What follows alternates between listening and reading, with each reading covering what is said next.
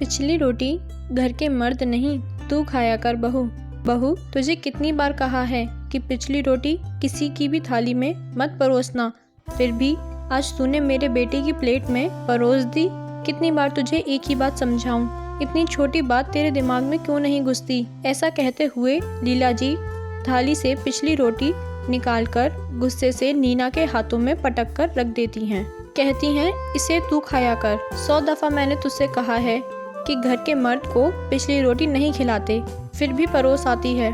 अरे अगर घर के मर्द पिछली रोटी खाएंगे तो जिंदगी में कभी आगे नहीं बढ़ पाएंगे, हमेशा पिछड़े ही रह जाएंगे। इसलिए तो कहती हूँ कि तू खाया कर।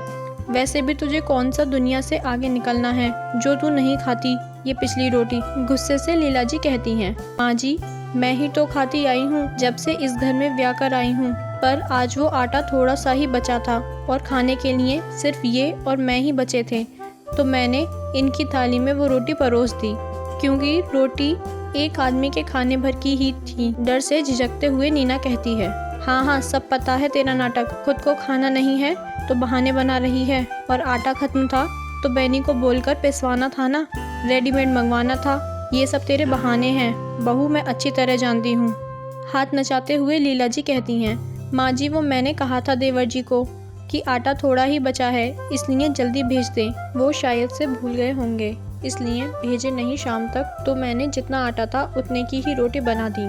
सहमते हुए नीना कहती है, हाँ हाँ समझ गई बहू रानी, सारी गलती अब मेरी और मेरे बेटों की है। रसोई संभालती है तू, आटे की फिक्र करें हमारे बेटे। माँ जी रसोई भले मैं ही संभालती हूँ, पर घर की बागडोर तो आप सभी के हाथों में ही है ना, तो मैं कैसे और किससे मंगवा लेती।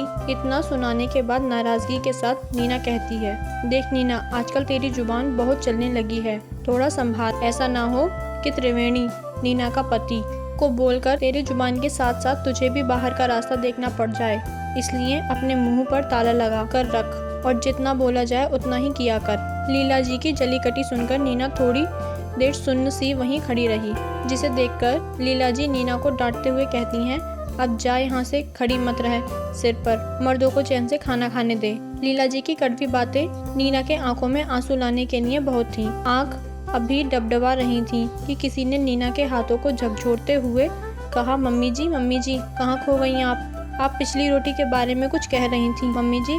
तपस्या की आवाज़ से नीना जी अतीत से वर्तमान में लौट आईं और अपनी सजल आंखों को खुद के वश में करते हुए अपनी बहू तपस्या को कहती हैं, बहू ये पिछली रोटी तू मत खाया कर, मुझे अच्छा नहीं लगता तेरा ये पिछली रोटी खाना। ऐसा कर, कल से छोटी रोटी सबसे अंतिम में बना देना और उसे कोए को दे दिया करना। रसोई में सबके लिए खाना परोसती हुई तपस्या के गालों को छूते हुए नीना जी कहती हैं, पर क्यों मम्मी जी, रोटी तो रोटी होती है, पहली या आखिरी क्या फ़र्क पड़ता है। आज के ज़माने की पढ़ी लिखी तपस्या नीना जी से कहती हैं, पड़ता है बहू, फ़र्क पड़ता है, समानता और बराबरी का फ़र्क पड़ता है बहू, इसलिए तो कह रही हूँ पिछली रोटी तू मत खाया कर, क्योंकि मेरे लिए सभी बेटे बहू बराबर हैं।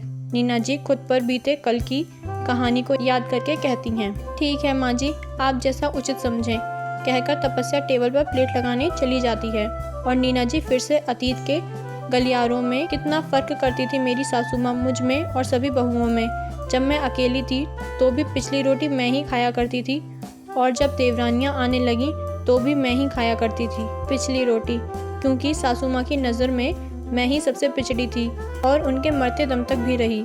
पर मैं अपने घर में ऐसा नहीं होने दूंगी, क्योंकि मेरे लिए सभी बेटे बहू एक बराबर हैं। नीना जी ने कल की आपबीती से सीखकर अपने आज को सुधार लिया था। तब वो बहू थी इसलिए झेल गई, पर अब वो सास थी इसलिए किसी को झेलने नहीं दी। प्रिय बहनों, कई घरों में पहली और पिछली रोटी के बारे में इस तरह की धारणा होती है। पहली रोटी अक्सर गाय को दी जाती है और पिछली रोटी कौवे या कुत्तों को खिलाई जाती है। आशा करती हूँ कि आपको हमारी कहानी अच्छी लगी होगी। ऐसी ही और भी मज़ेदार कहानियाँ सुनने के लिए हमारे चैनल रिटर्न ऑफ कहानी को सब्सक्राइब करें। धन्यवाद।